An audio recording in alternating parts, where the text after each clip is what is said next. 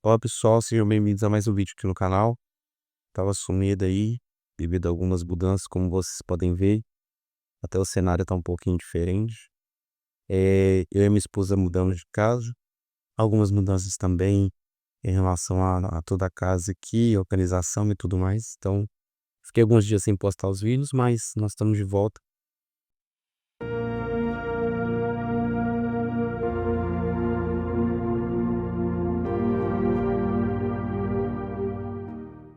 E hoje eu queria falar um pouco sobre a importância das nossas feridas. O que que é as nossas feridas, o que é as nossas tristezas, que as nossas desilusões, o que que elas podem nos ensinar e quais são as coisas positivas que elas podem trazer para as nossas vidas. E eu gostaria de trazer essa reflexão porque hoje em dia o que nós temos ouvido quando muitas pessoas passam por determinadas coisas, principalmente de forma recorrente, nós vemos uma insatisfação muito grande e um mundo chama isso de karma, pessoas tendo problemas em relacionamentos recorrentes, pessoas tendo problemas eh, em empregos, até mesmo na sua relação conjugal, e elas, ao invés de reconhecerem onde estão os seus pontos, os seus erros, as suas falhas, elas apelam para uma conspiração universal, contra ou até mesmo em favor de outras pessoas, né. Muitas pessoas também atribuem esse tal de karma à conquista de outras pessoas, né, para não assumir que a pessoa se esforçou, que ela melhorou e que ela chegou naquele ponto, eu preciso achar alguma justificativa, que não seja um mérito daquela pessoa ou uma bênção da parte de Deus naquela para aquela vida especificamente. E a gente começa a apelar por alternativas ali um tanto quanto místicas, né. Ah, foi o universo, foi hum, enfim, várias situações ali para poder justificar o sucesso ou o fracasso de outro. E quando a gente olha para a Bíblia, eu entendo, né, eu visualizo ali na Bíblia um paralelo muito grande entre o nosso sofrimento e o nosso propósito. Quando nós olhamos para as dores e o sofrimento dos personagens bíblicos, nós vemos que aquilo estava intimamente ligado aos seus propósitos, né? Aquilo que eles iriam vivenciar de extraordinário ou como maior missão para suas vidas, né? Aquilo que dava sentido à sua vida. E eu queria citar um exemplo de Jesus Cristo.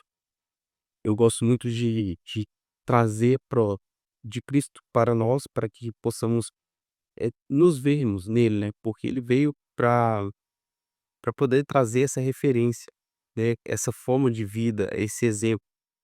E quando nós olhamos para Cristo, se eu perguntar para vocês aí qual foi o principal sofrimento, né, qual foi a principal dor de Cristo, em qual momento isso se deu, qual momento isso aconteceu, vocês com certeza vão se lembrar da cruz, que é icônico, que é algo assim, que todos nós quando olhamos para uma cruz, nós lembramos de Jesus. Sendo ateu, cristão, de qualquer outra religião, quando você vê uma cruz, você lembra de Cristo. E a cruz ela traz uma sabedoria, um ensinamento muito interessante. Quando nós olhamos para o propósito de Cristo, que era redimir a humanidade, que era salvar as pessoas ali, gerar um relacionamento novo com Deus, tirar as pessoas do status de inimigas de Deus para amigas de Deus, para filhos de Deus, nós vemos que foi na cruz, no lugar de maior sofrimento de Cristo, no lugar, eh, onde as suas mãos ali, os seus pés, todo o seu corpo estava sendo levado ao limite.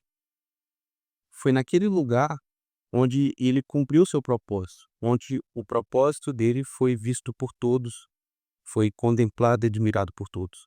Quando nós lembramos da salvação de Cristo, nós não nos apegamos às suas características divinas, embora elas sejam intrínsecas a ele e muito importantes de serem lembradas.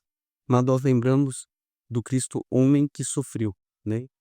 Quando Isaías, lá em Isaías 53, ele vai profetizar o Cristo, ele poderia anunciar o Cristo pelos seus atributos divinos, pela sua capacidade de força, de poder, de glória e autoridade. Mas é muito interessante como a Bíblia, ela traz o lado de Cristo sofredor, o lado de Cristo humano, para se referir a ele, né? Chama de homem de dores.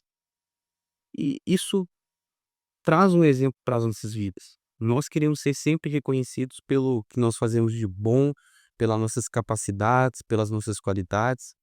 E o que a gente faz geralmente com as nossas dores ou com as coisas que nos causam incômodo e tristeza é jogar para debaixo do tapete, né? Esconder, é tentar abafar. Eu não quero demonstrar fraqueza, eu não quero demonstrar sentimento, eu não quero demonstrar a minha fragilidade. Eu quero, de alguma forma, maquiar, eu quero, de alguma forma, expressar isso de uma forma engessada. Mas não é isso que eu vejo que Deus tem pra gente, né, o sofrimento, ele é uma parte importante das nossas vidas. Ele é uma parte importante do nosso dia a dia. Não estou fazendo apologia ao excesso de sofrimento. É claro que isso é terrível, mas nas nossas dores nós nos construímos, nós aprendemos a ser resilientes, nós aprendemos a ser perseverantes, a sermos mais fortes, mais inteligentes, mais capazes. Muitas das coisas que nós construímos é porque, de alguma forma, nós sofremos. Quantas pessoas escolhem de família porque tiveram uma dificuldade familiar e falam: "Olha, eu quero fazer diferente, eu quero fazer algo novo". Outras pessoas, por causa de uma limitação alimentícia em casa, né, por não poder comer com fartura e tudo mais, buscam uma melhora financeira, um um lado profissional, um lado mais próspero para poder se alimentar e comer de uma forma mais abundante. E ela só consegue isso graças a muitas das vezes a escassez, né, a dificuldade das coisas. E eu queria falar para você o seguinte, eu sempre pergunto para as pessoas: "Você sente que você tem algum propósito na sua vida? Você sente que você nasceu com objetivo, com algum propósito?" E se sim, eu queria te perguntar: você sabe qual é esse propósito? Se você não sabe, eu peço para que você olhe para suas dores, para que você olhe para o seu sofrimento. O seu sofrimento, ele está intimamente ligado ao seu propósito. Com aquilo que você é ferido, geralmente é aquilo que Deus vai usar para curar, para transformar e para abençoar outras vidas. Quando nós olhamos não só para o exemplo de Cristo, mas nós olhamos também para o exemplo de José. José, ele foi desde novo reconhecido pelos seus sonhos, pela sua capacidade de sonhar e de interpretar os seus sonhos. E aquilo gerou uma quantidade enorme de perseguição, de tristezas. Ele foi traído ali pelos seus irmãos, ele foi, colocado como um escravo, ele foi preso, mas também foi essa mesma capacidade, foi pelo mesmo motivo que ele sofreu, ele também foi alçado ao cargo de governador do Egito. E ali ele pôde livrar milhares de pessoas, inclusive aqueles que o perseguiram da fome. Então, pare de olhar para o seu sofrimento como algo que determina o seu futuro e o seu propósito. Se você tiver sabedoria e se você buscar de Deus essa direção, você pode, juntamente com ele, transformar toda essa maldição em bênção, toda essa carga negativa em algo maravilhoso para sua vida, é algo que, ao invés de você esconder, você vai se orgulhar. Cristo poderia ter vergonha na cruz e tentar esconder de todo mundo: "Nossa, fui crucificado, eu fui cuspido, eu fui traído". Mas hoje, quando nós lembramos de todas essas coisas, de todo o sofrimento de Cristo, isso traz mais peso de glória, mais alegria, mais satisfação em saber que em tudo isso ele suportou por mim e por você. E não pode ser diferente nas nossas vidas. Quando nós vamos falar dos nossos sofrimentos, das nossas tristezas, nós temos que ter um contraste, um contraponto, algo que vai mostrar que nós só chegamos nesse lugar de bênção, de glória, de felicidade, porque nós passamos por uma via dolorosa, por um lugar, por uma trilha de desconforto. E foi esse desconforto que nos moldou, que nos forjou e nos levou até o nosso objetivo.